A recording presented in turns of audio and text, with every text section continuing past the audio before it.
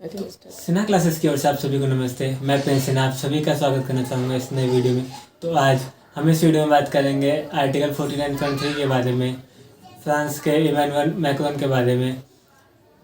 तो जैसा कि अभी आप हमारे पीछे स्क्रीन में देख पा रहे होंगे कि किस तरीके से यहाँ पे कुछ प्रोटेस्ट होते हुए दिखाई दे रहे हैं, किस तरीके से यहाँ पे लोगों की पूरी की पूरी भीड़ दिखाई दे रही है, किस तरीके से सभी लोग रोड पर उतर चुके हैं फ्रांस के अंदर।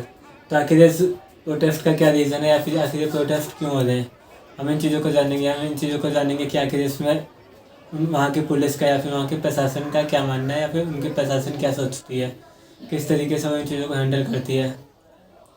वहीं पर अगर हम इधर अगली वीडियो के बारे में बात करें तो आप देख सकते हैं कि किस तरीके से आपके यहाँ पे रोड पे आग लगाए जाते हैं या फिर रोड पे प्रदर्शन मतलब कि लोग अब हिंसक हो रहे हैं धीरे धीरे करके।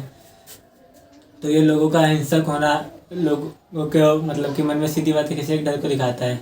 और वहीं पर अगर हम बात करते हैं पुलिस की तो आप यहाँ पे देख सकते हैं कि पुलिस वाले यहाँ पे सपोर्ट करने के तौर पे किस तरीके से लोगों को मार रहे हैं। आप देख सकते हैं कि किस तरीके से पुलिस वाला भागते हुए आ रहा है और लोगों को मतलब कि मारा जा रहा है या फिर उन्हें दंगों करने से या फिर उनको जो है प्रदर्शन करने से रोका जा रहा है।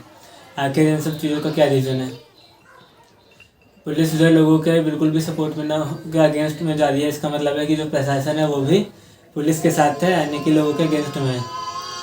वहीं पे अगर मैं आपको एक अगली वीडियो दिखाऊं तो आप यहाँ पे भी देख पा रहे होंगे कि किस तरीके से पुलिस वाले इतनी स्पीड में भागते हुए आ रहे हैं ताकि लोगों को वो मतलब कि मार सके या फिर वहाँ से प्रदर्शन करने वाली जगहों से हटा सकें।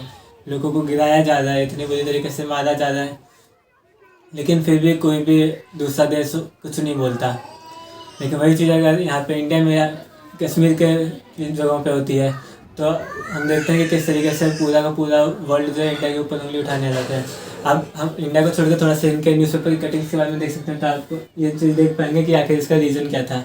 यहाँ पे रीज़न में बताया जा रहा है कि जो फ्रांस में जो पेंशन की पॉलिसी है उन्हें बदला गया है और फ्रांस में पेंशन की पॉलिसी को बदलने के लिए आर्टिकल 49.3 को लागू किया गया। अब आपके मन में ये सवाल आ सकता है कि आखिर आर्टिकल 49.3 क्या है, आखिर इस धारा में किस चीज़ के बारे में बात की गई है। तो ये बेसिकली फ्रांस के जो संविधान है, जो कॉन्स्टिट्यूशन है, उसमें लिखी हुई एक धारा है जो ये चीज़ बताती है कि अगर गवर्नमेंट चाहे तो वो किसी भी लॉ को पास कर सकती है बिना अपने संसद में परमिशन लिए।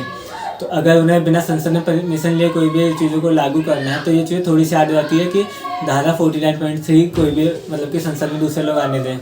अब एक बार हम इसके रीज़न के बारे में जान लेते हैं कि आखिर इसका क्या रीज़न था कि मतलब कि कौन सी पेंशन की पॉलिसी गवर्नमेंट को ऐसी लागू करनी है जिसमें गवर्नमेंट को ये डर था कि संसद में चीज़ पास नहीं हो पाएगा, क्योंकि लोकतंत्र के देश में कोई भी कानून तभी आ सकता है जब संसद में इसे मंजूरी मिले।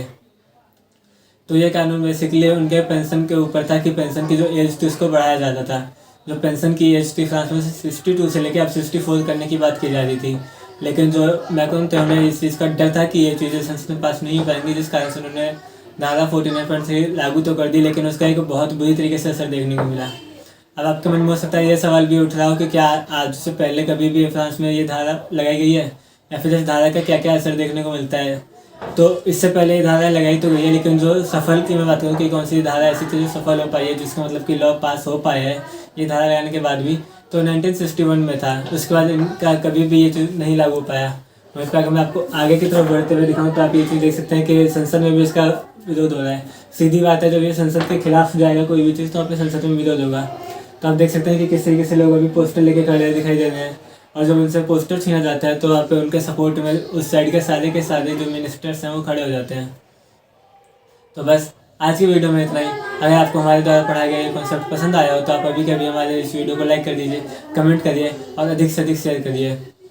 आप अगली वीडियो कौन से कॉन्सेप्ट में चाहते हैं या फिर कौन से करंट अफेयर के रिगार्डिंग चाहते हैं, आप ये चीज़ों में कमेंट सेक्शन में बता सकते हैं। सिन्हा क्लासेस के साथ जुड़े रहने के लिए आपका बहुत बहुत धन्यवाद।